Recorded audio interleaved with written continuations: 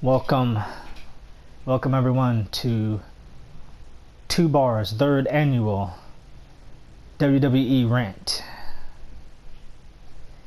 Tubar's epic WWE Rant Volume 3. And man, we got a lot to cover.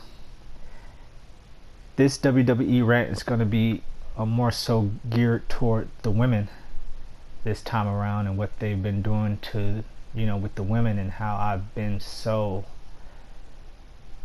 opposed to, what's going on. They are booking them exactly like the divas. There's no different.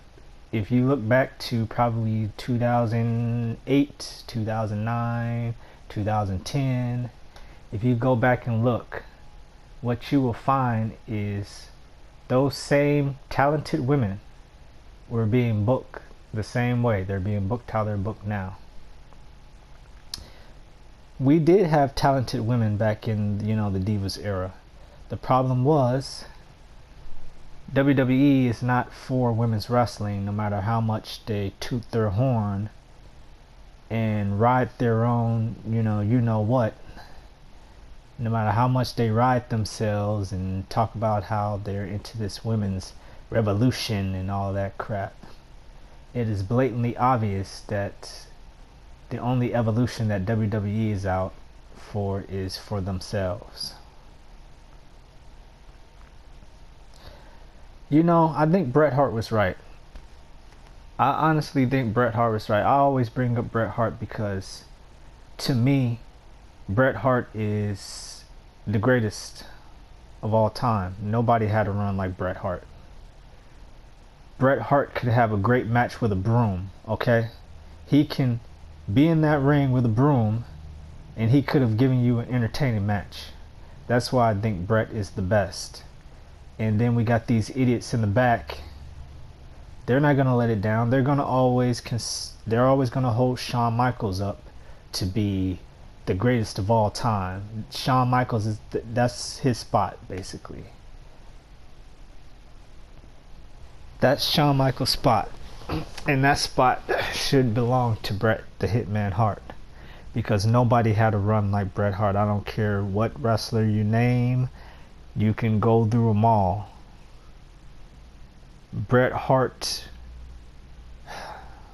the matches that he had with people, the realism that he brought to wrestling. He brought freaking realism to wrestling, to the point where it spilled out into real life with the Montreal Screwjob. The Montreal Screwjob, excuse me, I have a hard time speaking sometimes. I have a slight underbite, unfortunately, and it affects the way that I speak at times. But anyways,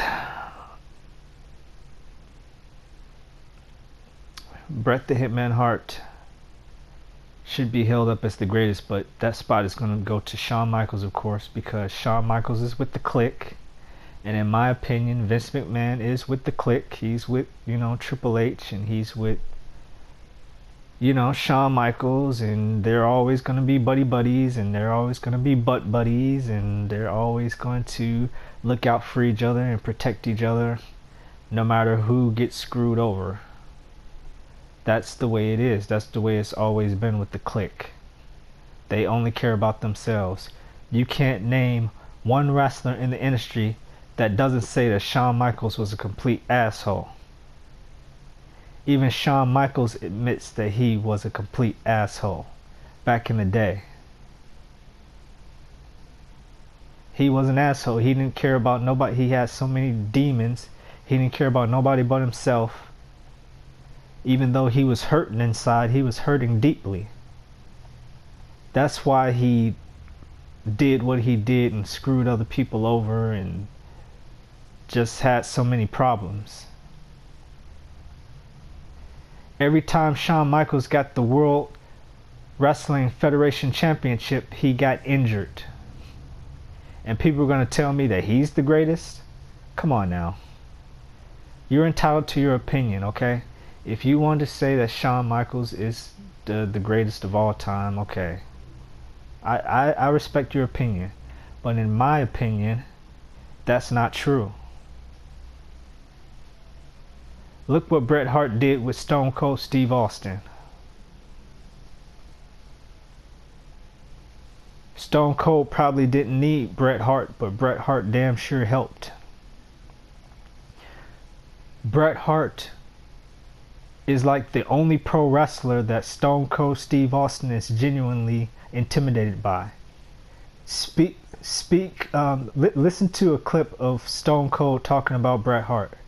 You can hear like Stone Cold turns into like a little child when he's talking about Bret Hart. He's the child. Bret Hart is the father. Bret is not nothing to be, he is not nothing to F with, okay? That's why he decked Vince McMahon right in the face. Bret, that ain't no damn gimmick. Bret the Hitman Hart is exactly what he said he was. He is the best there is, the best there was, and the best that there ever will be. People could say that, he wasn't great on the mic all you want. But in my opinion, Bret was a beast on the mic. Because he made you feel, he made it real. He made you feel everything. When it came to Bret Hart, pro wrestling was real.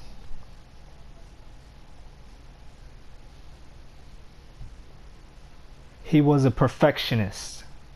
Perfectionist, clean, never injured any superstar, ever. Any superstar that's gotten injured inside the ring was not injured under Bret Hart's hands. And then Vince McMahon had the nerve to spit right in his face after he was loyal. He looked up to Vince like a father figure. About him being loyal. Him being loyal to Vince McMahon. In the end, that meant nothing, I guess. Because Vince McMahon is a part of the clique. Bret was never going to fit into that crap because Bret actually has heart. He's not going to screw people over just to get a bigger buck. Bret has soul. That's why fans all over the world to this day love Bret Hart, because we knew that Bret Hart was real. We knew that everything he did, it came from his heart and soul.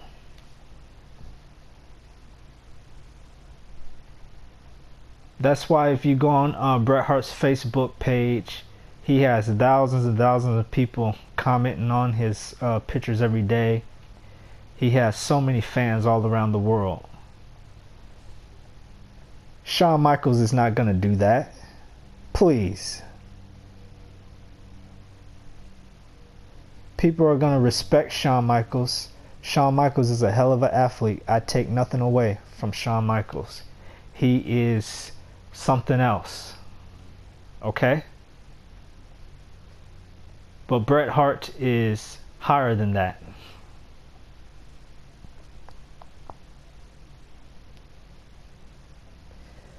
Cut Stone Cold Steve Austin in a match. Did it so clean that everybody thought that Stone Cold had genuinely cracked his skull open. Please. Shawn Michaels can't do that. Cut Stone Cold so clean. Everybody thought that Stone Cold was going to bleed. There was so much damn blood in the ring. You would have thought that Austin was going to need like 50 stitches. In the end, nope. Just a little cut. A perfect clean cut by Bret the Hitman Hart.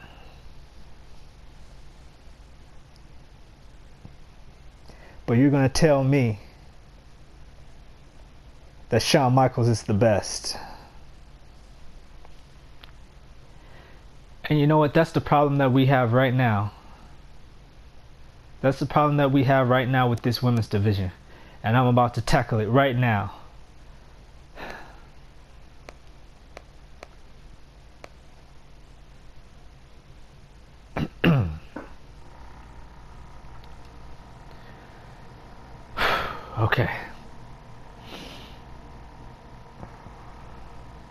Y'all are about to get an earful right now, boy.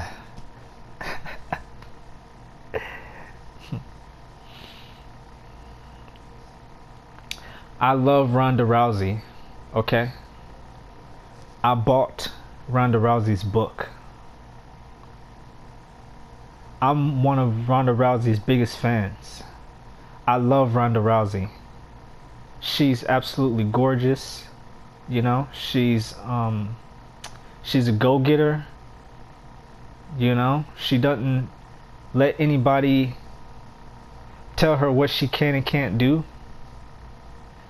That's inspirational. She's an inspiration. I love Ronda Rousey, but I cannot get over the fact that she does not deserve to have the WWE Women's Championship.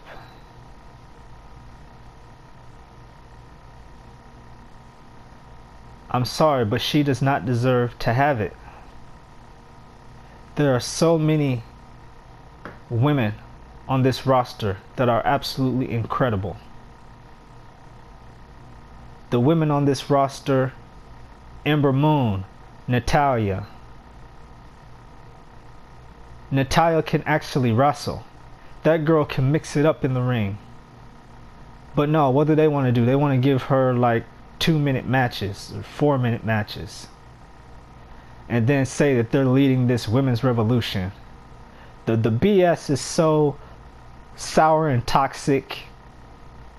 It's damn near, you can get killed messing with that stuff. The BS that they put out on a weekly basis, it's enough to make you vomit.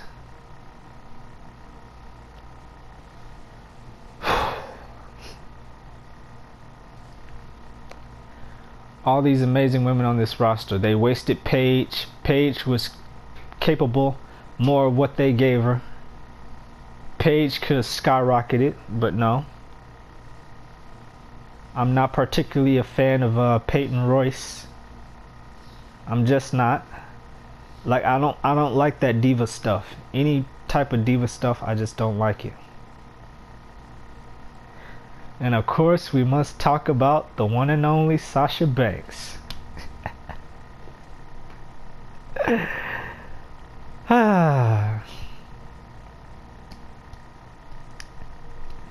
We gotta talk about Sasha Banks, man. This girl is like, Sasha Banks is like the most incredible female wrestler that I've ever seen. And Bayley comes behind her. Bayley is one of the most incredible talents that I've ever seen.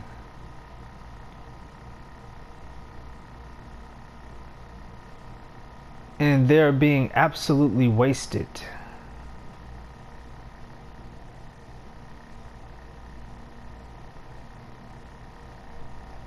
They're being absolutely wasted. They're doing absolutely nothing with Bayley and Sasha Banks.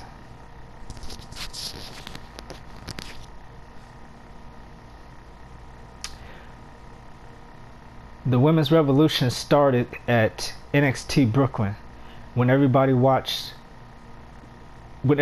watching the Four Horsewomen. The Four Horsewomen started this women's revolution.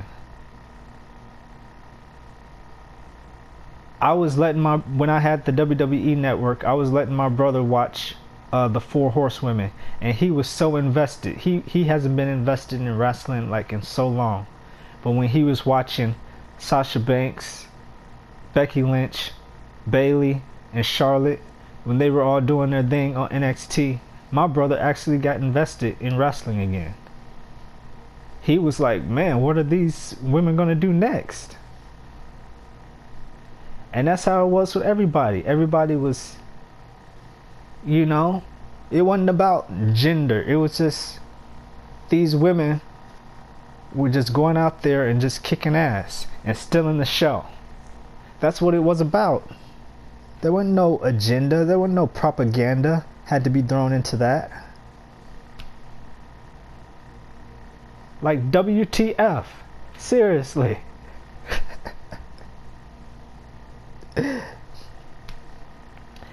That match with Sasha Banks and Bayley at NXT Brooklyn. Man. Indescribable. After that match, men were crying in the audience. Grown men crying.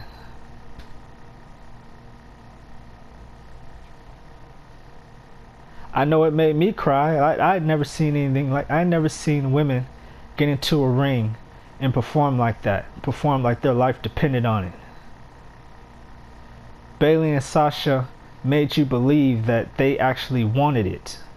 That they were actually fighting. They wanted the championship. They wanted to be the best. They made you believe. They made you believe it. They were fighting for it. Giving it everything they have. I don't care what propaganda, I don't care what agenda they try to throw in there, what gimmicks. No match will ever top Sasha Banks versus Bayley at NXT Brooklyn.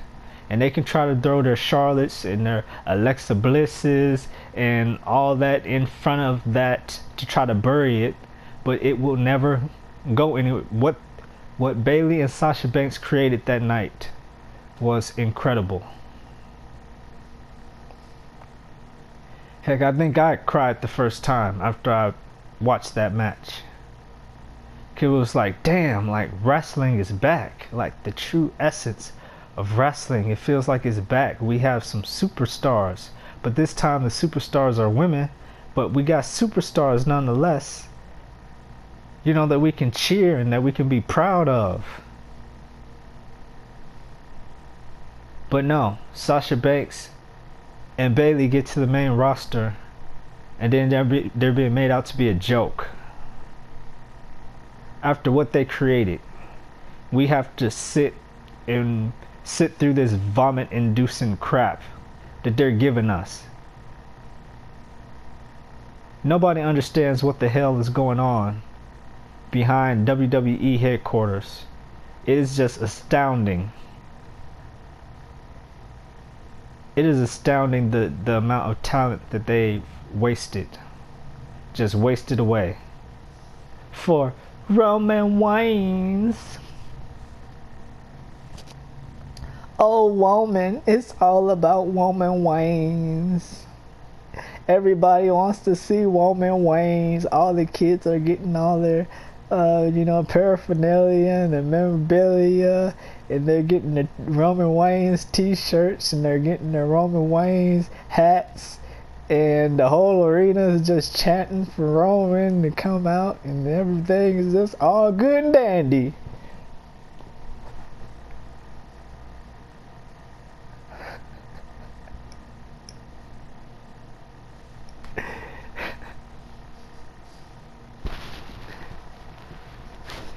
Seriously, it's ridiculous. Like, it is literally like laughable. Like, it is literally a chuckle. WWE is a chuckle right now. They are wasting away probably the greatest female superstar that we've ever seen, Sasha Banks, just wasting her away. Because they want to do favoritism. Let me tell you right now how it should go. And this is how it was in NXT, and this is how it was going to continue to be. Charlotte, when it comes to the 4 horsewomen, Charlotte is on the bottom of the barrel. Okay? Charlotte is on the bottom, and then on top of that is Becky Lynch. Then on top of that is Bayley, and then on the very, very top, the badass boss bitch, Sasha Banks. That's how it's supposed to go. Oh man, they done got me started.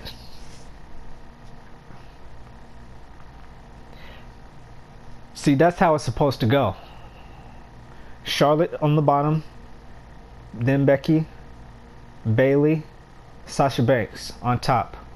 But in the WWE headquarters, in their minds, in their warped brains, this is how it goes for them. We got Sasha Banks on the very bottom. We got Bailey on top of that. Then we got Becky Lynch. And then on top we got Charlotte. In the WWE officials' minds, that's how the ladder is. Charlotte is on top. And Charlotte stays on top. But no. The audience and everybody else is seeing something completely different. See? And that's where the issue is coming up. This is why things are dire right now. This is why they've had their third time this year, the lowest rating ever, the lowest Raw rating ever, and nobody watches Fox. Do they actually think that the ratings are going to go up when they go to Fox? When WWE goes to Fox, the ratings are going to go down to probably about 500,000, probably below that. Mark my words. I told you that I'm a damn prophet. Prove me wrong.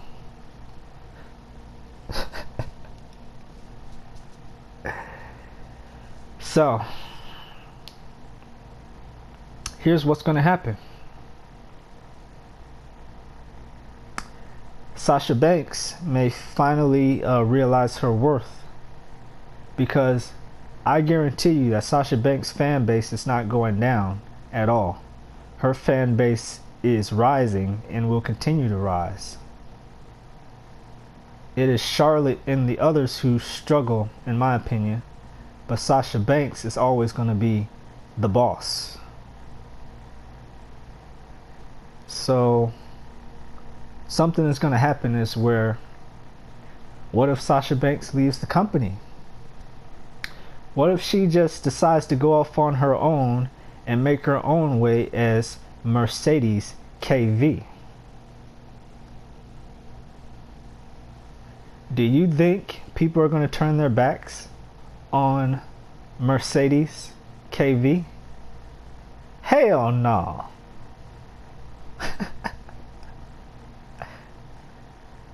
Sasha Banks is the entire damn package. She has the charisma, she has the beauty, she has the body, she has the look, she has the attitude. She's freaking fierce. And on top of it, she can wrestle. She can wrestle her ass off. She can dive out of the ring just like the men do. No fear. Dive out of the ring, dive over the ring, flipping over the ring.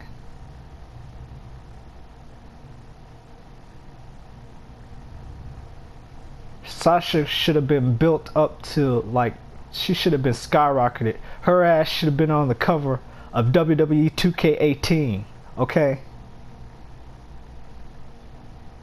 But no. Nope.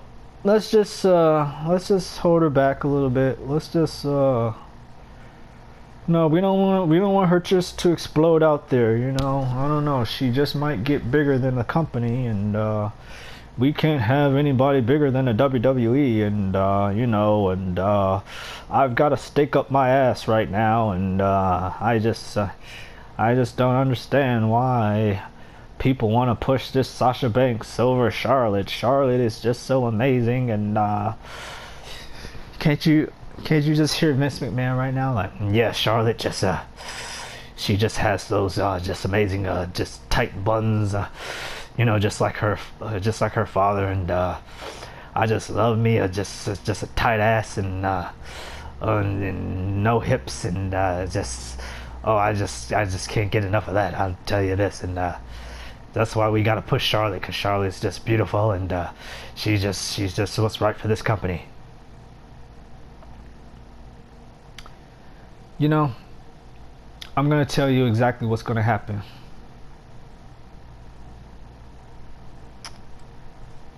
They are so arrogant they are so arrogant, they are so full of themselves that they think that it can't fall.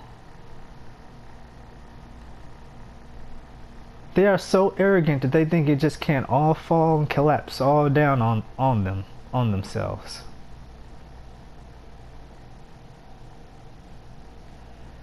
When you got a lot of people not showing up to your arenas anymore, when you got people not even wanting to come to see the shows, you've got a problem. When you've got people not watching your television show by the millions, you've got a problem.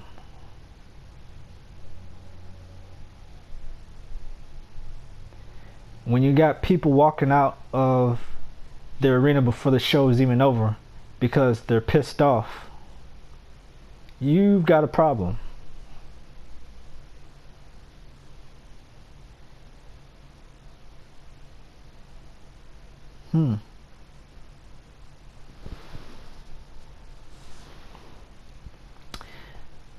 When you have your show that's supposed to be for developing talent, when you have your show that's supposed to be for developing talent, but that show is 10 times better than the main roster show where everybody's supposed to be trying to get to, you've got a problem.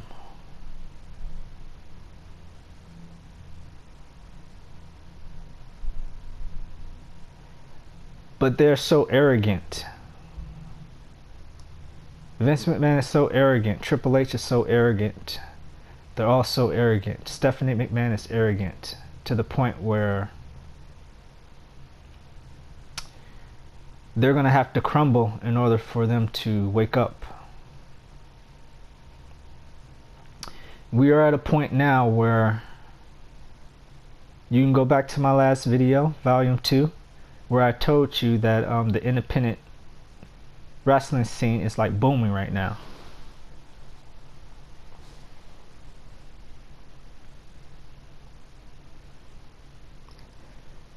We've gotten to the place where the independent wrestling scene is not the independent wrestling scene anymore. It is the alternative wrestling scene. Now you got other wrestling networks that are gaining momentum. Now you got other venues that are selling out. They're selling out, you know, ROH and New Japan, and you know, even Impact Wrestling is starting to, you know, come back. Impact Wrestling is growing now too. So they are still so arrogant that they think that no other wrestling organization could possibly take them down. You know what? Let me cut this right here so I can go to part 2. I think I probably got a whole lot more. All right, I'm going to cut this right here, and then we'll start again.